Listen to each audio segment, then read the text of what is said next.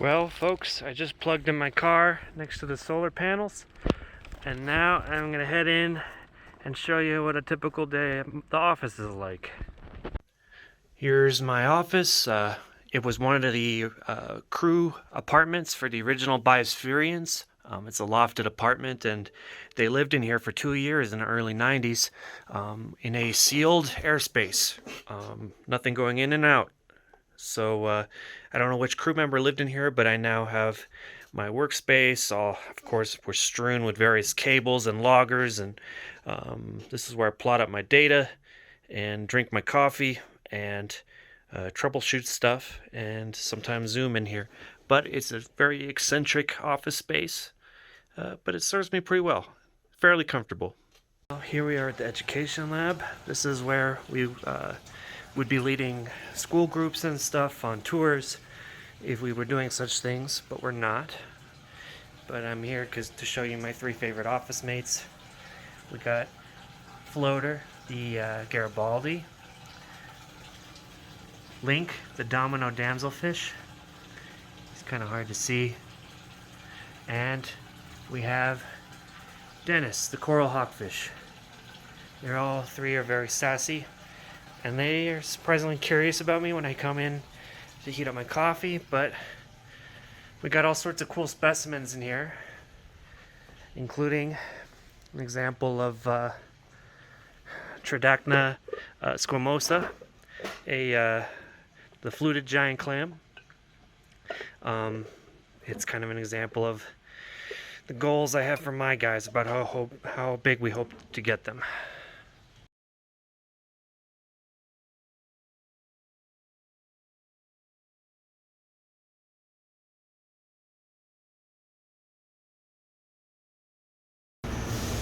So here we are at the ocean under the Biosphere, the main Biosphere space frame, which is consists of the metal frame with triangular glass panels between in a matrix.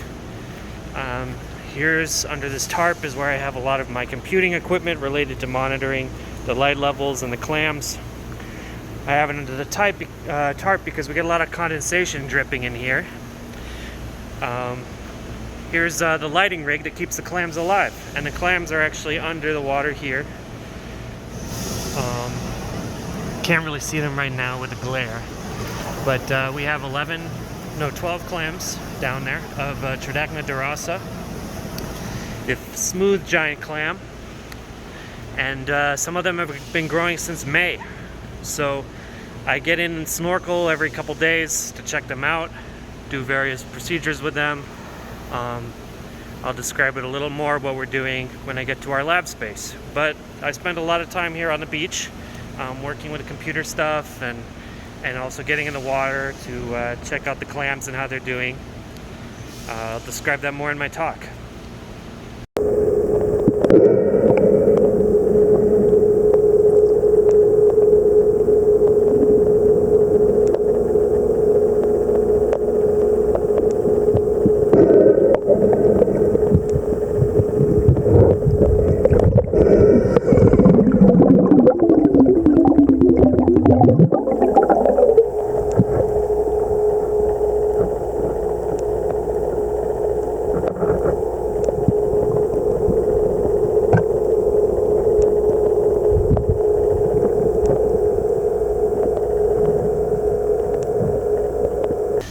So I unpacked the computing stuff from to show you guys, and we have a Raspberry Pi computer hooked up to our the monitor here, so I can program the Arduino, which is connected to the Raspberry Pi.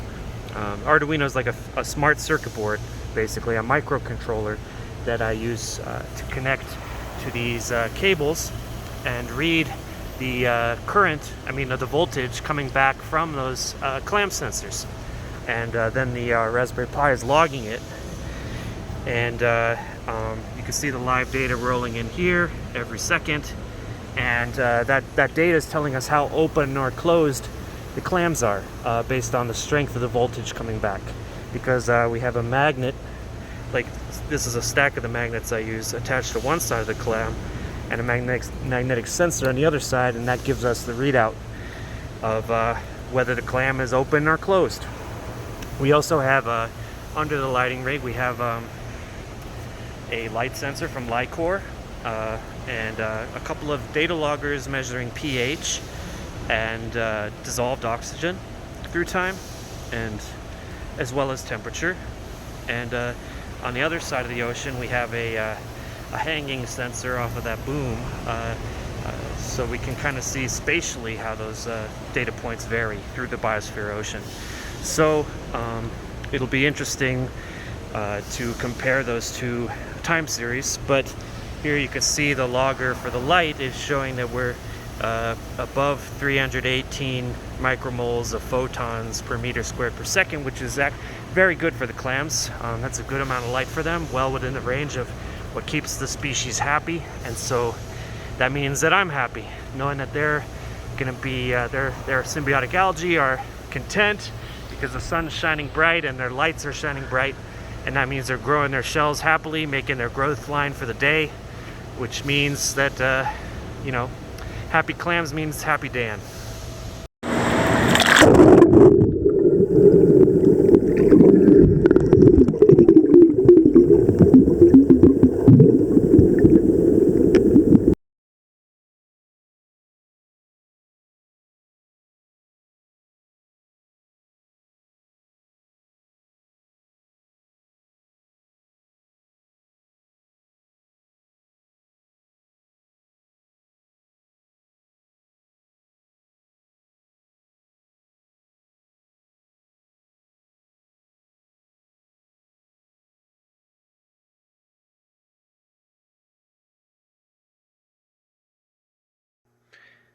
Here we are in Analytical Lab, which is in one of the satellite buildings on the Biosphere campus. All sorts of cool work happening in here. They're conducting a long-term study of the weekly variability in the algae and plankton within the Biosphere ocean water. But for me, I'm typically just prepping my samples for geochemical analysis over at the University of Arizona campus. Here we have a couple of shells of the creatures we work with. This is Tridogna Squamosa. This guy had met his demise when we had a power outage, and he rolled himself down the hill and deprived himself of light, unfortunately. They can get themselves into trouble sometimes, these clams, but I was able to recover his shell, and you could see that he did not die in vain for the purposes of my experiment, because we see fresh shell growth. This white stuff at the edge of the shell margin is really the product we're interested in.